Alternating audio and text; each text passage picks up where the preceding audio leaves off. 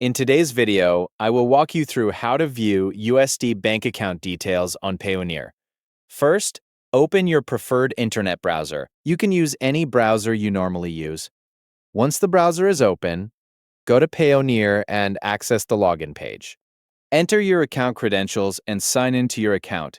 If two-factor authentication is enabled on your account, complete the verification process using the code provided. After successfully signing in, you will be taken to your account dashboard. From there, look for the main menu and locate the Get Paid tab. Click on Get Paid to open the available options. A menu will appear with different choices. From that menu, select Receiving Accounts. Once you click Receiving Accounts, you will be taken to the section that contains your receiving account information. In this area, you will see the list of receiving accounts available in your account.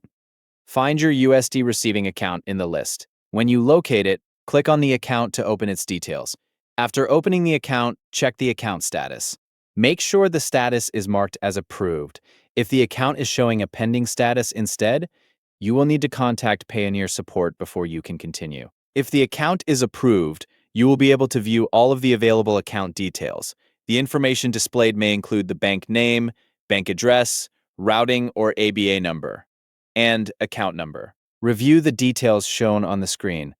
This section contains the information associated with your USD receiving account. If you need to access these details again in the future, return to the Get Paid section, select Receiving Accounts, and open the USD receiving account from the list. Once you have opened the account and confirmed that it is approved, all available banking details will be visible within the account information page.